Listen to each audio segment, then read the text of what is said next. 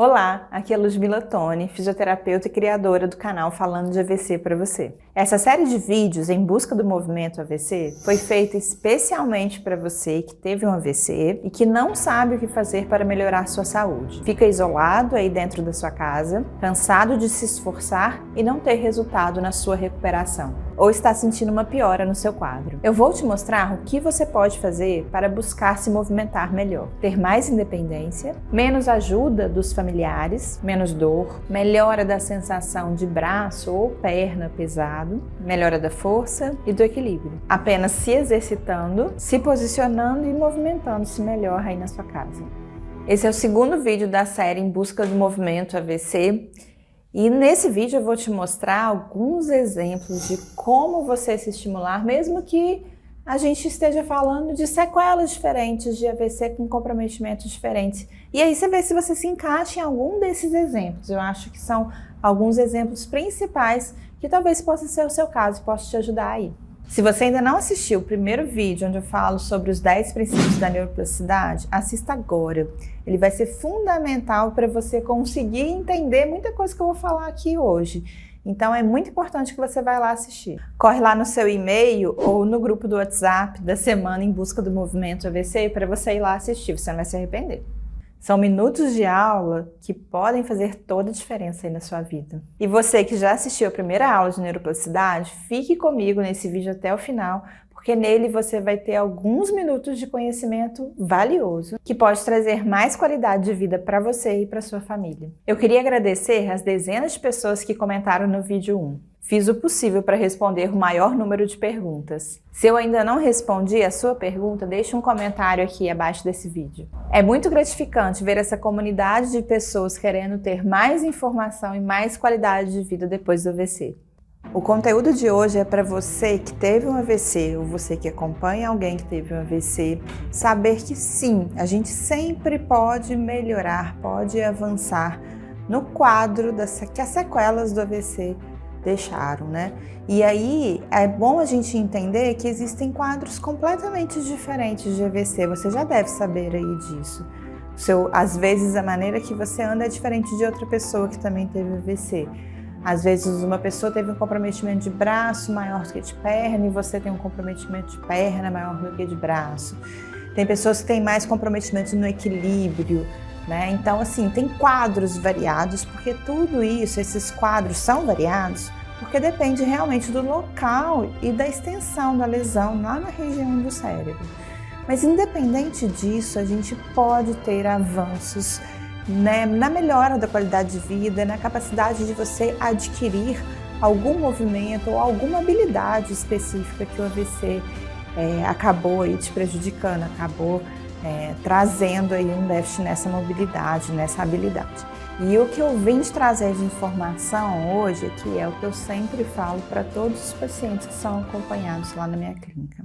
Até onde a gente pode chegar, eu realmente não tenho essa capacidade de dizer, mas que a gente sempre pode melhorar, a gente sempre pode melhorar, independente do quadro. Então eu vou aqui hoje nessa aula mostrar para você algumas diferenças assim, de quadros diferentes, e aí você vai tentar se encaixar em exemplos que eu vou te dar de diversos quadros que podem ser comuns a quem teve um AVC. E se você se encaixa no primeiro, no segundo, no terceiro, enfim, você vai ver onde você se encaixa e vai tentar trazer essas informações e orientações que eu vou te dar desse quadro para a sua vida. Então, acho que isso que é importante, o que pode ser diferente para outra pessoa, tá? Então, a gente vai trazer aqui uma retomada, assim, um resumo do que pode acontecer. Acho importante alertar que não são só esses quadros, eu vou falar aqui dos quadros mais comuns. Algumas especificidades, alguns detalhes, talvez eu não fale em todos os detalhes aqui nessa aula, mas eu tenho certeza que você já vai conseguir se identificar com algum quadro que eu vou falar aqui. Quando se trata de um AVC, a gente tem um comprometimento em alguma região do cérebro. A lesão aconteceu em alguma região do cérebro, que é uma área de comando. E aí, muitas das vezes, essa região pode ser para uma área motora. E aí você fica com dificuldade de movimentar num lado do corpo. Quando você percebe que tem essa dificuldade de movimentar, compreende que tudo que está à sua volta, consegue se comunicar, mesmo tendo alguma alteração de fala, mas você consegue se comunicar de alguma forma, você compreende, entende tudo que estão te falando, entende um comando quando alguém te dá algum comando. Então tenta pegar o copo lá na frente, por mais que você não consiga, mas você consegue compreender que o comando está sendo para pegar o copo. E você entende que você tem que levar a mão lá na frente, que você tem que esticar o cotovelo, você lembra dessa tarefa, você consegue entender o que é para fazer. Então, quando acontece isso, a gente não tem lesão em áreas de planejamento, em áreas de foco, de atenção. Então você consegue planejar esse movimento, que é a antecipação do movimento. É o que acontece antes mesmo da gente executar o movimento. E aí, provavelmente, uma lesão na área motora vai gerar uma alteração na área de execução, literalmente. Ou seja, você entende o que é para fazer, na sua cabeça você sabe que você precisa ir com a mão lá na frente para pegar aquele copo que está na frente, você já viu que o copo está cheio de água, então você já imagina que você tem que fazer uma força um pouco maior para manter aquele copo na sua mão, só que na hora que efetivamente você vai realizar esse movimento, você não consegue.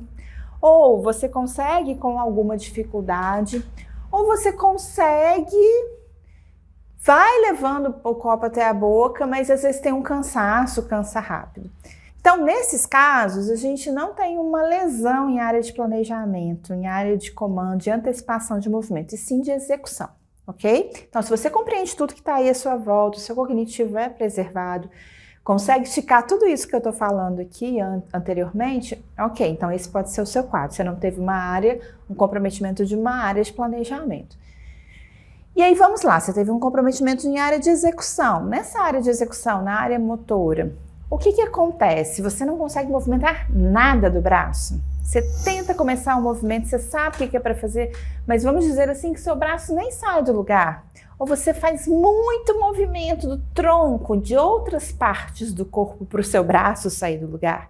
Então, provavelmente, você não tem uma ativação dessa musculatura como você deveria ter para executar esse movimento. Isso, obviamente, é por causa do AVC.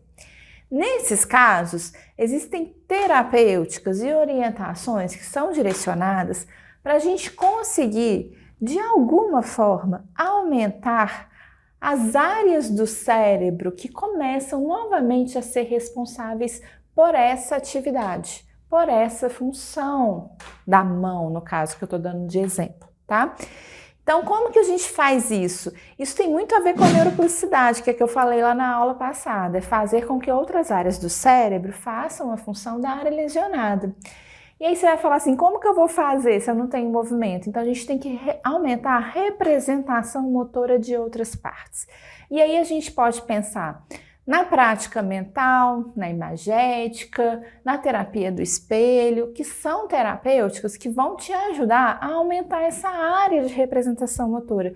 Pode ser que com elas você ainda não consiga se movimentar, mas pelo menos a área de comando para realização, para execução do movimento, já vai estar, de certa forma, mais ativa. É claro que essas terapêuticas têm que ser feitas de maneira orientada, com um profissional, com um fisioterapeuta. Mas orientações bem básicas eu posso já te passar aqui, que eu passo para os meus pacientes e que eles fazem isso no dia a dia deles, independente do horário da fisioterapia. Quer ver um exemplo? Eu gravo alguns áudios para os meus pacientes falando, olha, a gente vai treinar o movimento de alcance. É isso que algum paciente meu trouxe de queixa. Então imagine, você quer pegar alguma coisa à sua frente. Estou te dando só um exemplo, que esse é um exemplo que acontece corriqueiramente, frequentemente na clínica. Então você quer pegar, seja o que for, só que o seu braço não mexe. Então você tem que imaginar essa função de pegar. Então eu mando o áudio para o paciente descrevendo, detalhando toda essa execução do movimento até a via de fato da atividade, da função. Então eu mando o áudio da seguinte forma, e eu acho que você deve tentar aí fazer na sua casa, escutando eu falando, tá? E aí você pode depois gravar um áudio, igual eu tô falando aqui, você mesmo, e tentar escutar esse áudio. Quando eu vou falar o áudio, mas quando você escuta esse áudio já pronto, Você pode estar deitada na sua cama, sentada. O interessante é que você esteja num lugar sem interferência de barulho, de sons, tá? E que você esteja concentrado naquela atividade. Se você não tiver nenhuma alteração diária responsável por planejamento, de movimento, de foco e atenção, isso não vai ser um problema para você. Você vai conseguir fazer isso, tá? Então você está lá deitada, você não precisa reproduzir o movimento agora. Você vai só pensar nesse movimento para a gente aumentar, através do pensamento, a área de representação motora no cérebro. Tá? Então você tem que estar quietinho, lugar sem distração, pode estar de olho fechado e você tem que literalmente tentar imaginar aquela situação que você está escutando. É como se você estivesse contando uma história, escutando uma história e você tentar se transportar para aquela história que você está escutando. No caso aqui, você está escutando uma atividade, você vai tentar imaginar você fazendo aquela atividade. Estudos mostram que é mais fácil, que a gente tenha um aumento da representação do cérebro maior quando você pensa que você está fazendo, você imagina que você está fazendo aquela atividade. Algumas pessoas imaginam outra pessoa fazendo, como se você estivesse vendo outra pessoa fazendo. Isso também aumenta a representação, mas alguns estudos mostram que quando é comparado você imaginando você fazendo e você imaginando vendo outra pessoa fazer, quando você imagina você fazendo, essa área de representação é um pouco maior do que quando você imagina você vendo outra pessoa fazendo. Tá? Então imagine você fazendo aquela narração do áudio que você vai escutar. Então eu vou narrar aqui como que é um exemplo. Então vamos imaginar novamente que é a questão de pegar um copo à frente, uma mesa, tá? Então eu vou imaginar que é uma mesa, está sentado, que você vai pegar um copo à mesa para ir beber água, mas vamos imaginar só esse alcance inicialmente. Então você vai fechar os olhos, você vai imaginar que você está sentado à mesa com o corpo bem equilibrado, sentado com o bumbum todo encostado no assento, com as costas encostadas no encosto da cadeira, com os dois braços apoiados à mesa, com os pés bem apoiados ao chão. E aí você vai imaginar você ir avançando a sua mão à frente, levando o cotovelo mais para frente em direção à sua barriga, da barriga lá em direção à frente onde o copo está. Você vai esticando o cotovelo, levantando o seu braço um pouquinho à frente, abrindo os seus dedos. Pensa em abrir todos os dedos para você conseguir posicionar o copo na mão. O seu antebraço ele não pode estar nem tão para baixo, nem tão para cima, então a mão tem que ficar direcionada para você conseguir fazer a pega do copo sem precisar virar a mão. Então a palma da mão não pode estar nem tão para baixo, nem tão para cima, numa posição neutra que a gente chama, numa posição do meio. E aí você colocou o copo todo, conseguiu alcançar o copo à mão, o cotovelo já não está apoiado mais à mesa, ele já está para cima da mesa, você está fazendo força para manter o seu braço no ar, sem o apoio da mesa. E aí você sente bem toda a borda do copo na palma da sua mão. Então tenta imaginar você sentindo como que é esse copo. Imagina um copo que está aí na sua casa mesmo, tá? Se ele é mais áspero, se ele é mais liso, se é um copo mais grosso, se é um copo mais fino, se é um copo mais pesado, mais leve. De preferência, tente pegar um copo mais pesado a princípio, para você imaginar só, não pegar. E aí você vai tentar segurar esse copo com o máximo de força que você conseguir, mas sem exagerar também. Uma força necessária para você pegar esse copo. E você vai levar esse copo, aqui a gente já parte para a segunda atividade, olha.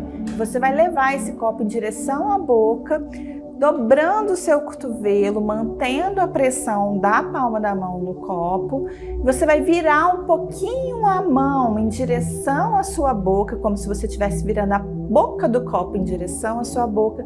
E aí sim, dobrar ainda mais o cotovelo e levar o braço para cima. Sua cabeça vai posicionar um pouquinho mais para cima, sua boca vai levantar e sua cabeça vai um pouquinho para trás. Você vira a mão agora um pouco mais para frente para a boca do copo se direcionar em direção à sua boca. E aí bebe fecha a boca, bebe a água, coloca a água dentro da boca, fecha a boca, bebe a água. Então essa é uma atividade, esse é um exemplo de uma atividade. Então quando você for imaginar, você vai imaginar você exatamente naquela situação. E quando a gente faz as práticas, a gente sempre prioriza uma atividade que você já fez, que você fazia sempre. E também algumas atividades que emocionalmente te trazem lembranças positivas. A gente brinca até que a gente faz a imagética ou pelo amor ou pela dor, né? Mas é óbvio que a gente vai tentar trazer lembranças muito mais positivas do que negativas, né? Porque a negativa traz sofrimento.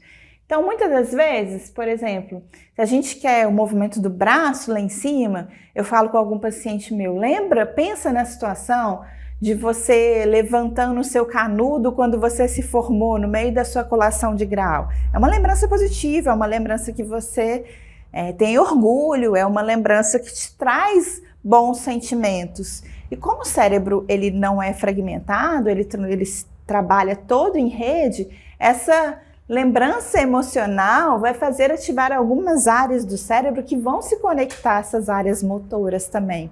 Então, sempre que você puder, então eu vou pegar um copo e brindar, por exemplo, pensa numa situação de brinde, que foi uma situação de comemoração, né? Ou então abraçar alguém que você gosta, lembrando sempre dessa situação. Sempre quando a gente associa a questão emocional com essa questão motora, a gente consegue aumentar um pouco mais essa representação. Então isso também é uma dica importante. Então mesmo que você não tenha nada, a gente precisa aumentar essa representação e você pode ir fazendo essas atividades diariamente. Não tem contraindicação, você pode fazer 2, 3 vezes ao dia, afinal de contas, não requer um esforço, né, físico, motor grande. Aliás, quase nenhum, porque você não precisa gerar uma ação motora. Mas lembre-se que o AVC gera um cansaço mental. Então, se você sentir que você está cansada mentalmente, faz dentro do seu limite. E você pode fazer todos os dias. Respeitando os princípios da neuroplasticidade, você pode fazer atividades diferentes para o mesmo objetivo, né? Então você pode pensar em pegar o copo de um café que você gosta muito para beber, uma xícara. Você pode pensar num brinde. Você pode pensar em pegar, né, algum documento que é importante para você ou lembrar de uma situação que você fazia isso. Então, situações diferentes com o mesmo ato motor, que é o ato, por exemplo, de alcance. E aí é óbvio que não é do dia para a noite que você aumentando a representação do cérebro dessa área que você vai sair fazendo esse movimento. Mas é como se fosse assim, uma regardinha a cada dia e um aumento a cada dia dessa representação. E é muito curioso que quando a gente trabalha isso com o paciente, em determinados momentos parece que é do nada. Fala, consegui fazer determinado movimento. Mas não é do nada, é por muito treino mental, por muito treino associado à questão também do movimento, porque não é só essa técnica que a gente faz, né? Isso a gente chama de imagética. Nesses casos, a gente tem que também priorizar a movimentação daquele lado, e aí a gente pode explorar isso tanto para membro superior, membro inferior, mas a movimentação daquele lado de forma assistida, mesmo que seja uma forma totalmente assistida. Tá?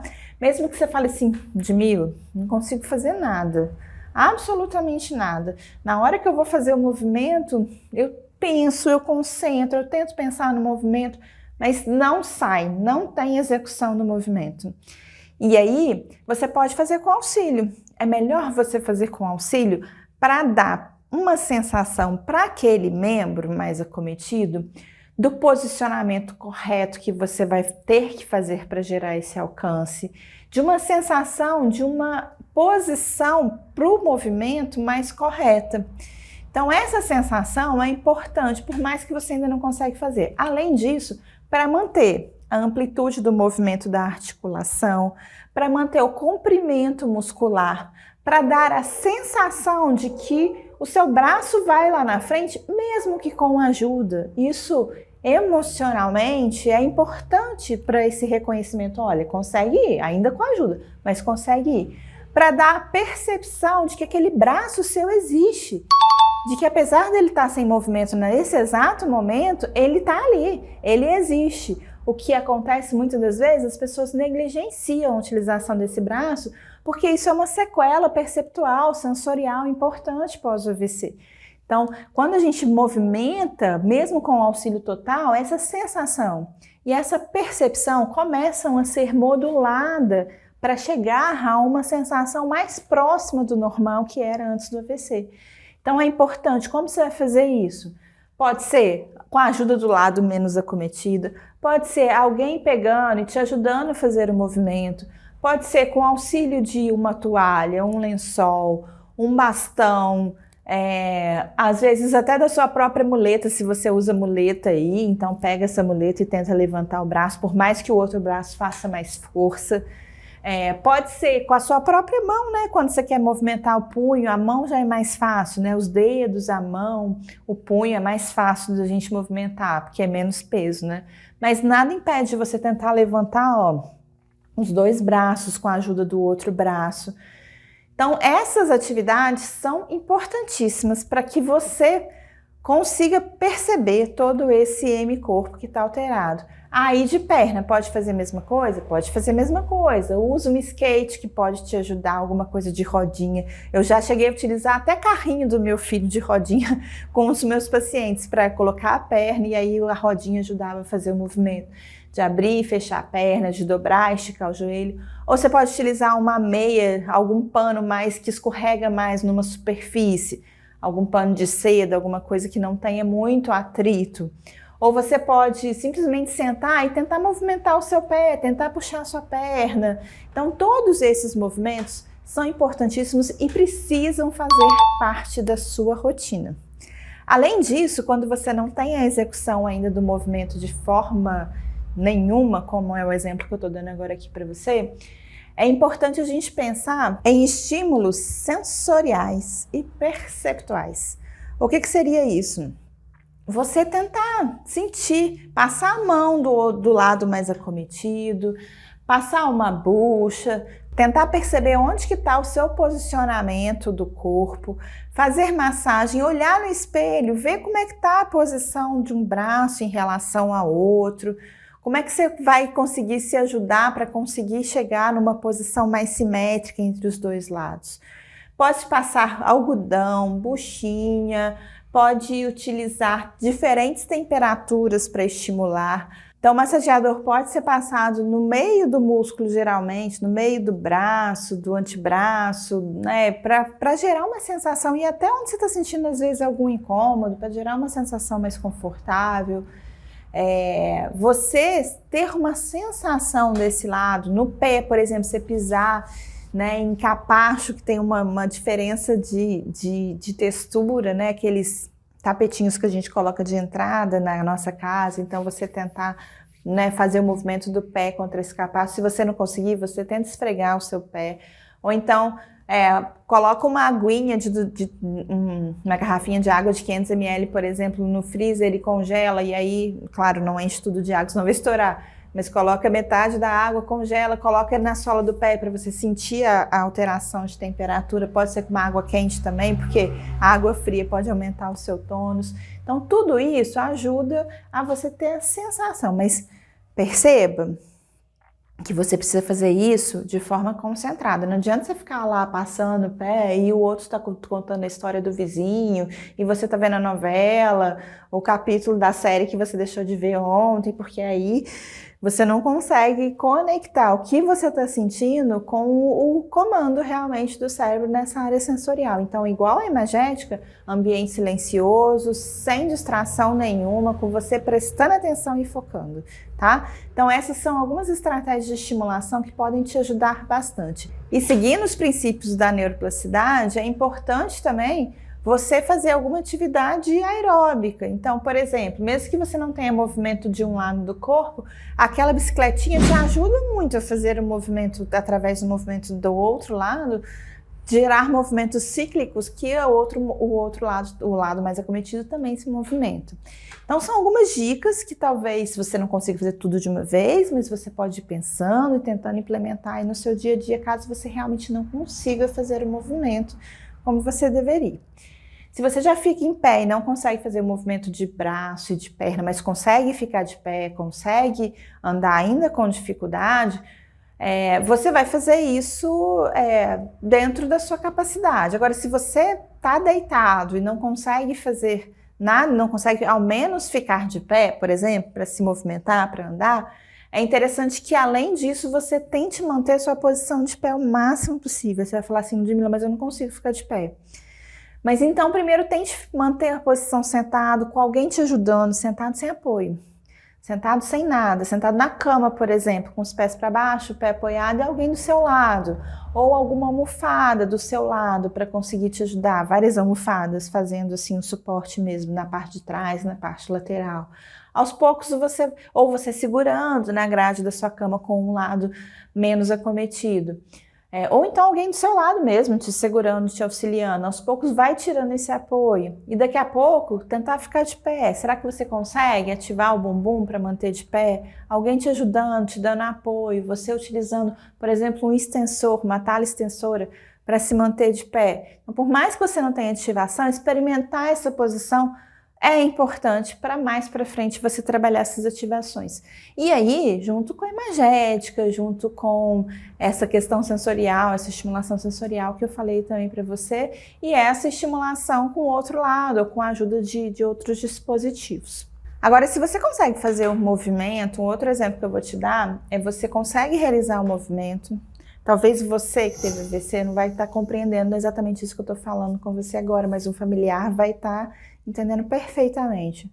A sua irmã, o seu filho, o seu esposo, a sua esposa, ela consegue realizar o movimento, mas você percebe que é um movimento sem intenção. Às vezes, do nada, ela faz o movimento, mas você vê que às vezes, quando você manda, a pessoa tá meio que voando, tá meio dispersa, e geralmente isso acontece em lesões em região frontal, pode acontecer, e gera esse comportamento de falha no planejamento do movimento, é o que a gente chama de apraxia. Ele não sabe como chegar na execução do movimento, tá? E aí, por mais que tenha a capacidade de se movimentar na execução, não inicia o movimento de forma voluntária, né? Então é importante trabalhar outros aspectos, é importante sim a gente manter uma mobilidade, obviamente, mas a causa da falha do movimento não é a mesma, é o AVC também, mas é a falha do planejamento e não exatamente da execução. Então é importante você aí orientar esse seu ente querido, essa pessoa que teve AVC, a entender, a gerar foco, primeiro não gerar distração para essa pessoa, quanto mais estímulo, menos essa pessoa vai conseguir focar, gerar estímulos com pistas o tempo inteiro, pode começar com os estímulos mais básicos, às vezes que ele já tinha antes do AVC, que vai ser mais fácil dele reconhecer, estímulos de cor, de letras, de pessoas, então tentar nomear algumas pessoas. E aí depois alguns estímulos motores. Olha, então você, para escovar o dente, tem que levantar a mão. A pessoa não consegue processar que ela precisa levantar a mão para chegar com a mão até a boca para escovar o dente, por exemplo. Então, assim, você precisa dar essas pistas. Olha, a gente está com escova para escovar o dente. Olha como que eu faço. Então a gente começa, e é bom a gente fragmentar o movimento. Fazer movimentos orientados em partes. Então, primeiro a gente vai segurar a escova. Então, você dá a escova, pede para a pessoa perceber, olha como é que é a escova, sente como é que ela é, sente que você não precisa fazer muita força para segurá-la, ela não é tão pesada. E a gente vai dando pistas. Depois, você vai levantar a sua mão até chegar à boca.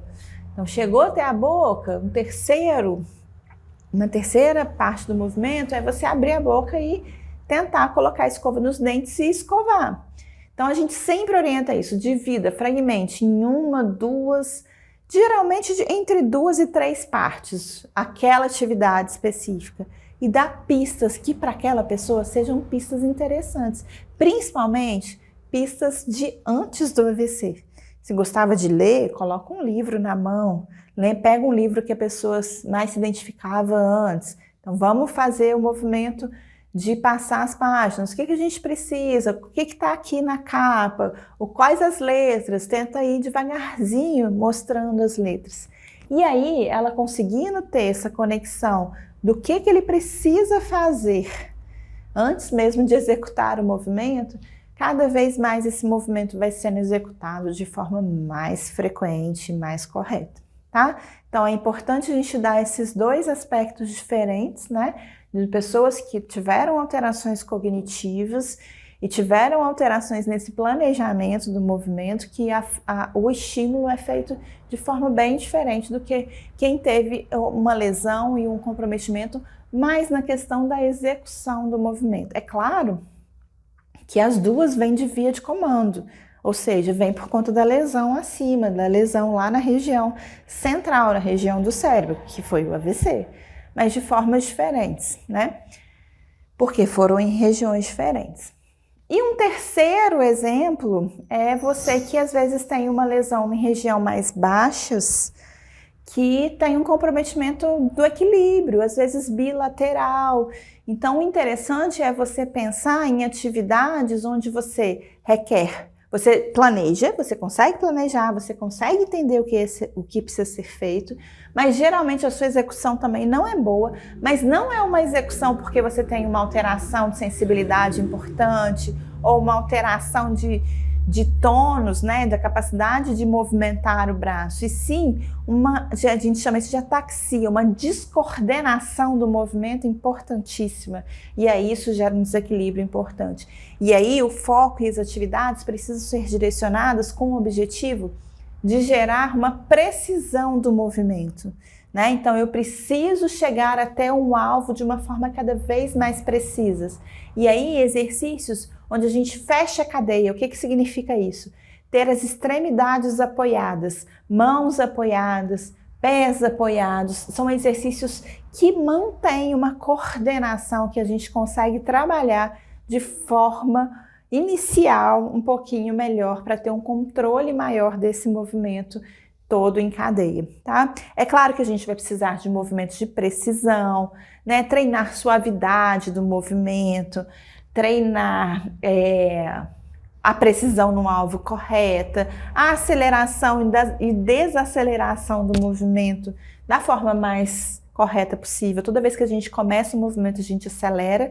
No meio do caminho, a gente começa a desacelerar e no final a gente freia para atingir o alvo. Então, quem tem uma ataxia, uma descoordenação, não consegue ter esse controle de velocidade. Então, você sabendo disso, da aceleração, desaceleração e freio, é importante você trabalhar isso na hora da realização do movimento. Você consegue realizar o movimento, mas de maneira descoordenada.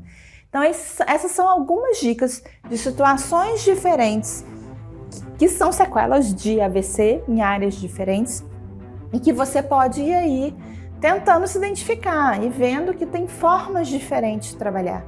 E com essa estimulação e essa orientação assertiva da maneira correta, você vai se estimulando e você vai, de pouquinho em pouquinho, melhorando a sua capacidade de movimento, vai adquirindo novas atividades. E aí, como eu falei lá no início, aonde vai chegar, ninguém ainda pode precisar. Mas o que eu sempre falo, a gente sempre pode melhorar, porque a neuroplasticidade, os princípios, toda a investigação da neurociência em torno disso mostra resultados bem expressivos em relação à melhora, que a neuroplasticidade pode acontecer até a gente passar dessa para outra vida, até a gente morrer literalmente, a gente pode ter neuroplasticidade através de estímulos assertivos.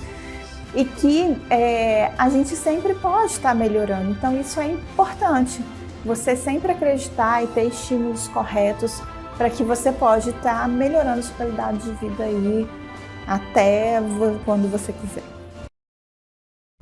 Então esses foram os 3 exemplos aí de quadros diferentes do AVC, mas por aqui o tempo é curto e eu preciso finalizar agora nossa aula. Tem várias pessoas me perguntando sobre como se estimular em casa, como conseguir ter a tão sonhada neuroplasticidade positiva e ter a melhora dos seus movimentos.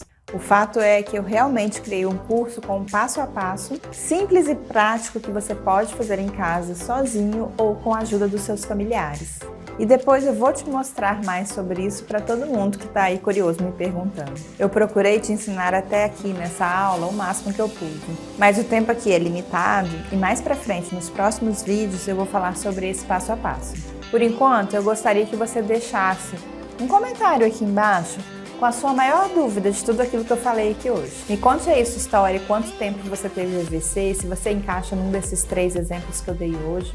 No próximo vídeo eu vou te dar um aperitivo de uma parte do curso onde eu mostro algumas orientações ideais de algumas mudanças de movimento, de posição, que eu tenho certeza que vão poder te ajudar aí. Assine meu canal no YouTube Falando de AVC pra você e me siga lá no Instagram, Ludtoni Físio. E antes mesmo de você parar de ver aqui, tire uma foto sua assistindo essa aula, me marque lá no seu Instagram porque eu vou compartilhar o que você colocou lá no seu story. E por fim, compartilhe o link desse vídeo com quem você acha que pode ajudar. Então até a próxima aula, te aguardo lá, viu? Meu nome é Rafaela, essa daqui é minha mãe, o nome dela é Necina. Isso, ela sofreu AVC há uns 2 anos atrás e uma das sequelas que ela tem é a afasia. Eu gostaria de falar um pouco sobre o curso da doutora Ludmila Toni. Tem sido muito útil para mim, pois eu moro em uma cidade pequena e aqui não tem acesso à fisioterapia neurofuncional. Ao utilizar o curso, eu tenho percebido que tem melhorado a mobilidade do ombro de minha mãe e diminuindo as dores também que ela tinha no ombro. Os exercícios de perna têm ajudado ela a melhorar o equilíbrio em pé, a força e a marcha. Também tenho percebido que o inchaço nas pernas e no pé dela diminuiu bastante comparado com antes. Por último, eu tenho percebido que com os exercícios de braço, ela tem melhorado a mobilidade do cotovelo. O cotovelo dela antes estava muito rígido. E é isso, eu recomendo o curso Em Busca do Movimento AVC, da doutora Ludmila Toni. Tchau! Tchau! Meu nome é Michelene Cruz, eu tenho 46 anos. Eu sofri um AVC isquêmico há 1 ano e 9 meses. E durante esse processo da pandemia e durante esse isolamento social, eu fiquei sem a opção de reabilitação, porque as clínicas fecharam, né? Onde eu me reabilito, fiquei sem acesso. Então esse canal, ele me ajudou muito durante esse processo de isolamento e segue aquelas orientações, né, por um profissional com uma vasta experiência em reabilitação pós-AVC, e eu consegui avanços assim fantásticos. O meu lado direito é o lado afetado, e eu, seguindo as orientações de Ludmila, eu consegui manter o meu processo de reabilitação. Eu acredito que ela pretende continuar com esse projeto e pretende continuar ajudando outras pessoas. Então, a minha casa virou praticamente uma academia, né? Uma clínica de reabilitação. E eu agradeço demais as orientações que ela me deu durante esse período do isolamento. Boa noite, dona Ludmila. Eu acabei de ver o vídeo da senhora falando da mão para usar, a gente deitar e tentar movimentar o músculo para que a gente use a lei da gravidade. Só que eu não consigo compartilhar com a senhora no Facebook, não sei porquê. Mas está me ajudando bem, viu? Foi diferente hoje. Aí agora deitado eu consigo levantar e subir o braço, como tivesse fortalecido o músculo. Muito obrigado, tá, dona Ludmila? Apesar de nós não se conhecermos só através de mensagem, mas agradeço muito, tá? Eu vi agora no YouTube um exercício que a doutora Ludmila estava fazendo para apoiar o braço, que meu braço dói muito. Eu tive um AVC há 4 meses. E graças a Deus a minha dor melhorou. Eu estava que eu nem podia levantar o braço. Agora eu fiz 2 minutos apoiada no cotovelo e depois eu me apoiei na minha mão. Eu tive uma melhora nesses 2 minutos. Eu já estou deitada do lado direito. Do lado esquerdo. Do lado esquerdo. Onde estava doendo, até me esqueci já. Mas do lado esquerdo, eu já estou até deitando e não estou com dor. Queria agradecer esses vídeos maravilhosos. Muito obrigada e boa noite. A Maria escreveu: vi um vídeo seu ontem à tarde, treinei poucos movimentos e hoje consegui levar a mão na boca. Estava comendo uma banana e consegui. Foi lento, mas fiquei feliz. Estava sem esse movimento desde 2012, então para mim já é uma vitória. Obrigada, doutora. Olha o que o Harley falou. Ele tem 24 anos, teve AVC em 2019, sem dúvida alguma 2019, 2020 não evoluiu muito. Mas esse ano, depois que começou a fazer exercícios de segunda a sexta, 20 minutos de dança, uma caminhada de 5 minutos sozinho, com bengala. Antes ele não andava muito, só andava com a ajuda de alguém. Começou a fazer exercícios de fone, ler livros, cantar músicas. E ele sente e vê que perdeu muito tempo parado.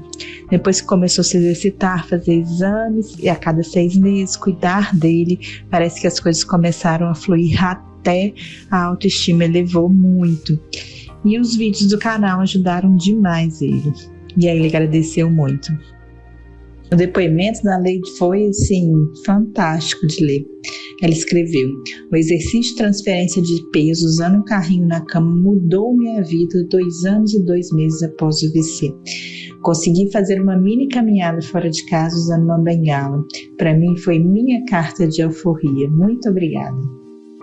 O Jorge Luiz escreveu: primeiramente, boa noite, meu nome é Jorge Luiz, venho acompanhando suas lives e fiquei interessado, pois tive 5 AVCs e até então não tinha perspectiva de melhora. Vendo seus vídeos, comecei a praticar alguns movimentos e fiquei animado, pois senti melhora em alguns movimentos. Venho agradecer por Deus por tê-la colocado, dando esperança para quem não via mais horizonte. Ainda estou engatinhando, mas agora com esperança de ser, quem sabe, independente.